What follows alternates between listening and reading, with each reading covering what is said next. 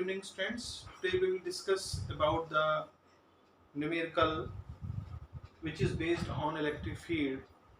तो देखें एक टाइप का न्यूमेरिकल, हालांकि मैंने फर्स्ट वीडियो जो बनाई थी पार्ट 1 की उसमें भी न्यूमेरिकल से कुछ और न्यूमेरिकल रह गए थे, तो आज हम डिस्कस कर लेते हैं। क्वेश्चन नंबर 1, हमारे पास एक स्क्वायर दिया हुआ है और उस स्क्वायर में एक कैपिटल क्यू चार्ज डायगोनली रखा हुआ है, एक स्मॉल क्यू चार्ज जो है दूसरे हिस्से में रखा हुआ है। इनकी डिस्टेंस a मान लीजिए, क्योंकि स्क्वायर है तो स्क्वायर में डिस्टेंस सेम रहती है, और ये सेंटर है। क्वेश्चन में मान लीजिए ये दिया गया है 4 माइक्रोकूलम, ये भी 4 माइक्रोकूलम। अब आपसे क्वेश्चन पूछा जा रहा है कि what will be the value of Q when whole the system will be in equilibrium। मतलब या तो ये कह सकता है कि होल सिस्टम इक्विलिब्रियम में रहे तो Q की वैल्यू क्या होगी, या हम यूं कहें कि इस चार्ज पे नेट फोर्स 0 लगे तो Q की वैल्यू क्या होगी। दोनों तरह से पूछ सकता है कि होल सिस्टम इक्विलिब्रियम में रहे, एक बात, दूसरा कि इस पर लगने वाले सब की वजह से जो फोर्स है वो 0 रहे तो Q की वैल्यू क्या होगी। तो देखिए अब हम इसको थोड़ा सा हटा लेते हैं। हमें मालूम है कि इसकी 4 माइक्रोकूलम वैल्यू है, 4 माइक्रोकूलम, और ये पॉजिटिव चार्ज है Q। तो देखिए ये प्लस Q है और ये भी प्लस Q है, तो ये दोनों एक दूसरे को, ये इसको क्या करेगा, रिपेल करेगा, यानी उस डायरेक्शन में रिपेल करेगा। इसका नाम दे दीजिए A, B, C और D। ये वाला चार्ज इसको रिपेल करेगा, क्योंकि जो सेम चार्ज होते हैं वो एक दूसरे को रिपेल करते हैं। ये वाला चार्ज इसको रिपेल करेगा, इसको Fa नाम दे सकते हैं, और ये वाला चार्ज भी पॉजिटिव है, इसको क्या करेगा, रिपेल करेगा, तो इसका नाम क्या दे सकते हैं हम, Fc, क्योंकि C पर है। अब ये दोनों फोर्स हमारे, देखिए हम इसको पूरा सॉल्व नहीं करेंगे, हम आपको बताएंगे कैसे सॉल्व किया जाता है।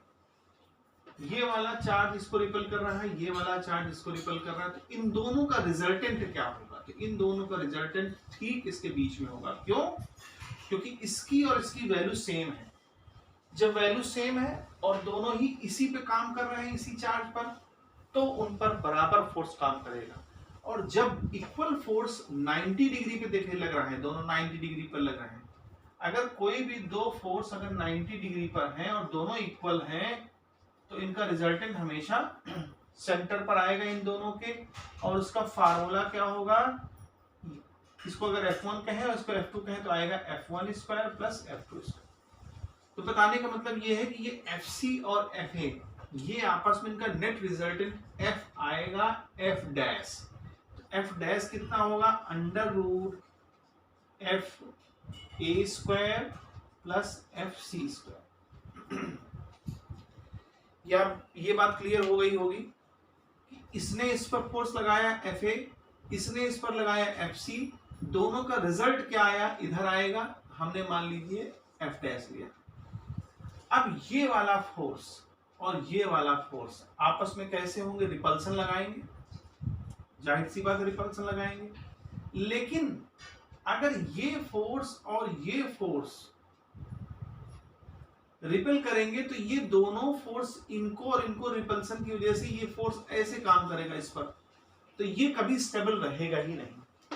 सबसे बड़ी चीज तो स्टेबल रहेगा ही नहीं, क्योंकि सारे फोर्स इसी डायरेक्शन में लग रहे हैं। तो अब सवाल उठता ये है कि अगर इस डायरेक्शन में सारे फोर्स काम कर रहे हैं तो ये स्टेबल नहीं रहेगा। तो स्टेबिलिटी के लिए क्या चाहिए, देखिए ये चार्ज और ये चार्ज को हम चेंज नहीं कर सकते। जो रिक्वायर्ड है, यानी कि ये चार्ज और ये चार्ज हमको रिक्वायर्ड है कि इसकी वैल्यू क्या होगी, तो इसकी वैल्यू को अगर हम चेंज कर लें, हम ये प्लस Q की जगह ये माने कि ये माइनस Q हो जाए,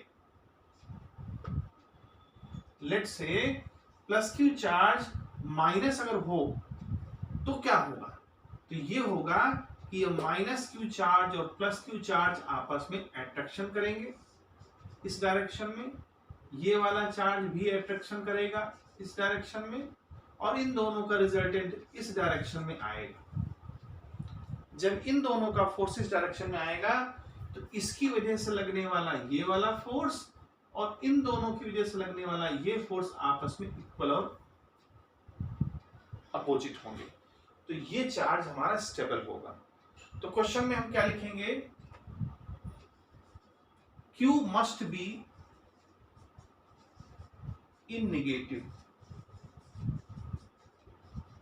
हमको Q जो है नेगेटिव में होना चाहिए। तो क्या होगा, ये फोर्स यहां खत्म हो जाएगा और ये यहां खत्म हो जाएगा, इसका रिजल्टेंट भी खत्म हो जाएगा। तो बचेगा क्या, अगर ये नेगेटिव है तो ये इसको अट्रैक्ट करेगा, तो अब हमारा फोर्स क्या हो जाएगा, Fa इस तरफ हो जाएगा, ये इसको अपनी तरफ अट्रैक्ट करेगा तो क्या हो जाएगा, Fc हो जाएगा।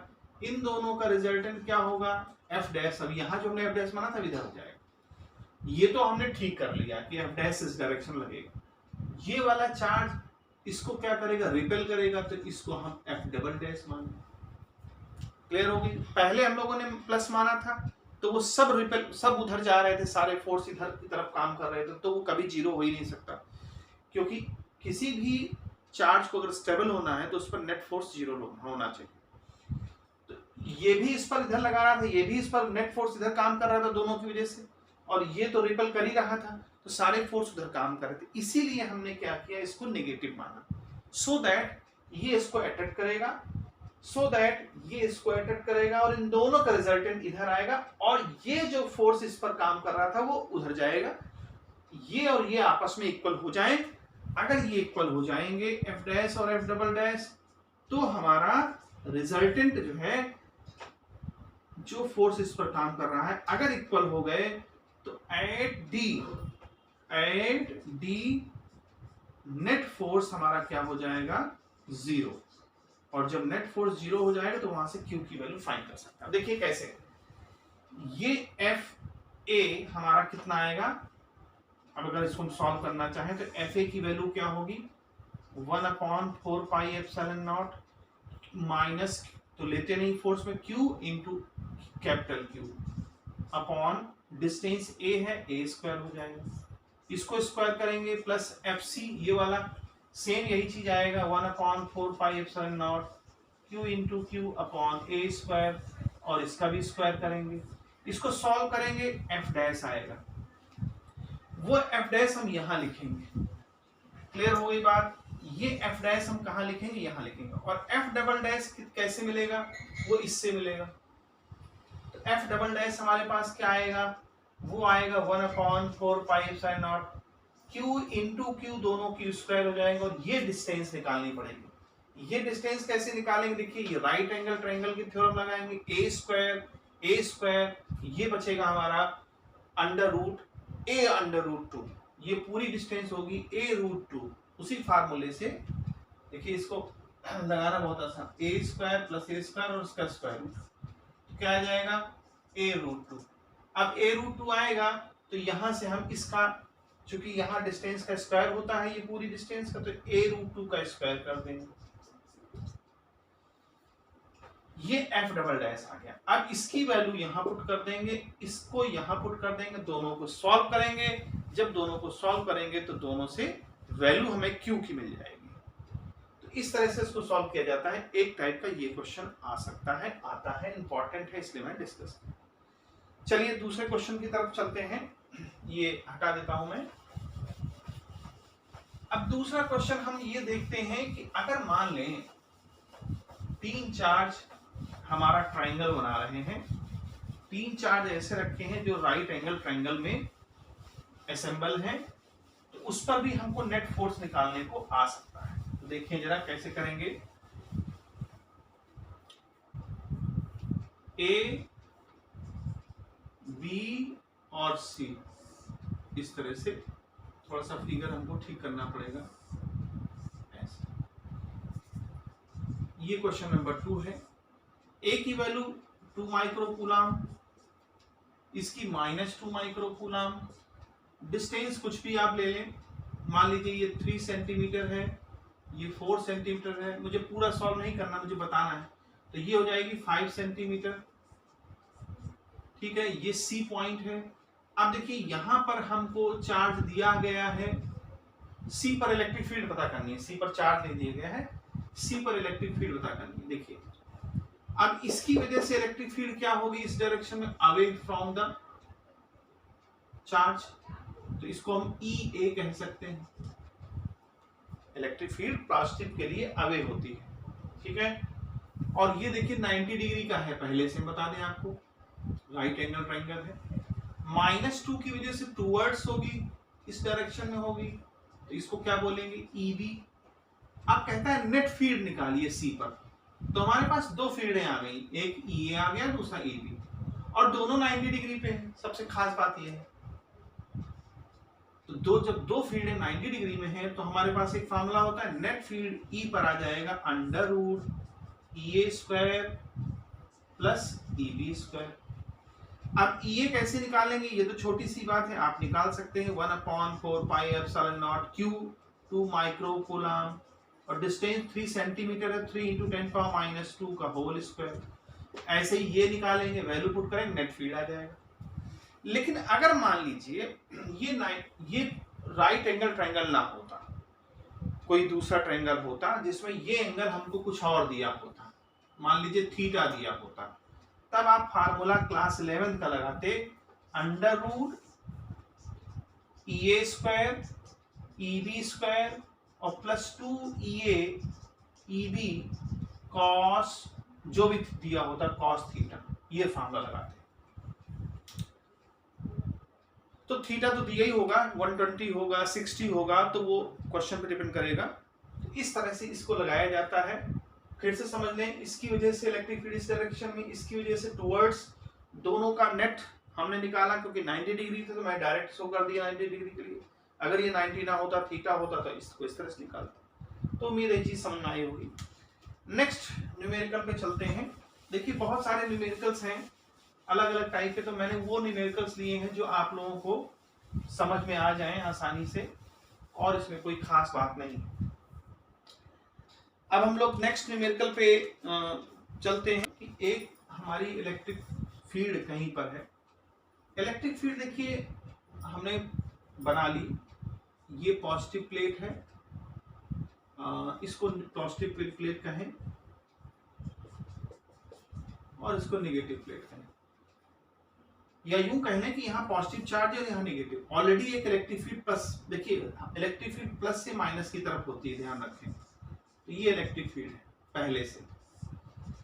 इनके बीच में हमने एक ऑयल ड्रॉप रखा हुआ है, ऑयल ड्रॉप, जिस पर चार्ज दिया गया है हमको 2 माइक्रो कूलम, ठीक है।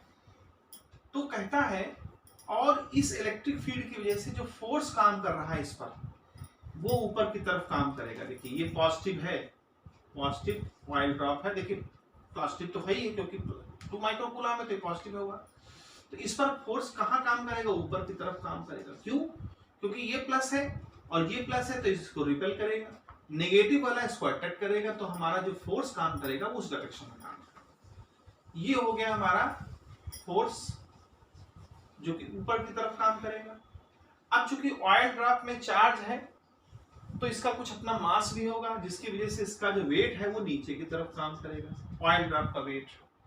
अगर ऑयल ड्रॉप को हम स्टेशनरी है, अगर क्वेश्चन कहता है कि ऑयल ड्रॉप इज स्टेशनरी, तो स्टेशनरी का मतलब ये हुआ कि ये फोर्स और ये वेट ऑयल ड्रॉप का इक्वल होना चाहिए। और फोर्स कितना दिया है, 3 × 10⁻² न्यूटन। तो क्वेश्चन में हमको निकालना है इलेक्ट्रिक फील्ड की वैल्यू क्या होगी। तो देखिए फोर्स, देखिए आपने पढ़ा होगा फर्स्ट चैप्टर में, E होता है F/Q। F क्या हो जाएगा, E × Q। और W क्या होता है, मास × ग्रेविटी। जो मास होगा बॉडी का वो दिया होगा, ड्रॉप का मास दिया होगा, ग्रेविटी दिया होगा। यहां से हमको इलेक्ट्रिक फील्ड की वैल्यू आसानी से पता चल जाएगी। क्यों हमको दिया है, ठीक है। अगर mg आपको नहीं भी दिया है तो फोर्स दिया हुआ है। अगर मास नहीं दिया, मान लीजिए मास दिया तो बहुत अच्छी बात है, अगर नहीं दिया तो ये पूरा mg तो हमारा फोर्स दिया ही हुआ है, तो सीधे सीधे हम वैल्यू पुट कर ले 3 × 10⁻², और चार्ज दिया है 2 माइक्रो कूलम। माइक्रो को चेंज कर लेंगे तो जो आंसर आएगा वो इलेक्ट्रिक फील्ड, ठीक है। ये हमारा एक टाइप का क्वेश्चन हो गया। अब दूसरे टाइप का क्वेश्चन की बात करते हैं। एक लास्ट क्वेश्चन की बात करते हैं हम लोग। एक डाइपोल है और वो डाइपोल हमारा 100 माइक्रोकूलाम और -100 माइक्रोकूलाम का है। 100 माइक्रोकूलाम और -100 माइक्रोकूलाम। तो सबसे पहले तो क्वेश्चन ये पूछता है, देखिए ये डिस्टेंस हमको दे रखी क्वेश्चन में, हमको डिस्टेंस दे रखी 2 × 10⁻³ मीटर। तो क्वेश्चन में पहले ये पूछता है कि बताइए इसका डाइपोल मोमेंट क्या होगा। तो 2L × Q फार्मूला होता है। देखिए 2L का मतलब ये नहीं कि 2 और L ये है, ये पूरी 2L होती है। ध्यान रहे, यहाँ कंफ्यूजन होता है। ये 2L का मतलब पूरी जो डिस्टेंस इसके बीच की है। तो हमको दिया है 2 × 10⁻³। बहुत से बच्चे क्या करते हैं, 2 लिखा रहता है, L ये लिख देते हैं, तो गलत हो जाएगा। चार्ज की वैल्यू 100 माइक्रोकूलम, तो यहाँ से हमारा एक आंसर आ गया। फिर दूसरा क्वेश्चन उसी में पूछता है कि electric field from the centre of the dipole and on position. अगर कहता है कि यहां से एक इलेक्ट्रिक फील्ड हमको निकालना है नेट, जो कि किसी एंड ऑन पोजीशन पर कहता है डिस्टेंस दिया हुआ है वहां पर, और वो डिस्टेंस दिया हुआ है हमको 0.50 from the centre in down position and broad side. देखिए अगर यहां से कोई भी डिस्टेंस तो दिया हुआ, हम कहते हैं आर डिस्टेंस दिया होता, कहता है कि आर डिस्टेंस पर आपको एंड ऑन, आर डिस्टेंस पर एक पॉइंट है इसके सेंटर से, तो इसको हम नाम दे दें क्यू पॉइंट है। इस पर कितने इलेक्ट्रिक फील्ड होगी। तो इसी सेकंड क्वेश्चन में पहला पूछता है एंड ऑन पोजीशन, तो एंड ऑन पोजीशन ये होगी, तो उसका फार्मूला हमारे पास ये होता है 2p/r³। ये r जो दिया गया होगा उसका क्यूब करेगा, 2p, p हम लोगों ने निकाल दिया, 2 का मल्टीप्लाई कर दीजिए। अगर यही ब्रॉड साइड ऑन पोजीशन के लिए भी कहता है, तो अब ब्रॉड साइड ऑन पोजीशन के लिए हमको हालांकि निकालने की जरूरत नहीं पड़ेगी, इसी में ही हो जाता, हाफ कर दीजिए तो आ जाएगा। लेकिन अगर फार्मूला ही लगाना है तो p/r³ कर दीजिए। देखिए इसमें 2 का अंतर है, इसमें 2 नहीं है। तो जो एंड ऑन पोजीशन होती है वो डबल होती है ब्रॉड साइड ऑन पोजीशन में इलेक्ट्रिक फील्ड पूछे जाते हैं। और उम्मीद है समझ में आया होगा। तो और भी न्यूमेरिकल्स हैं, उनको ट्राई करें, और कहीं नहीं आता तो उसको हमसे कमेंट सेक्शन पूछ सकते हैं। ठीक है स्टूडेंट्स, ओके, गुड बाय।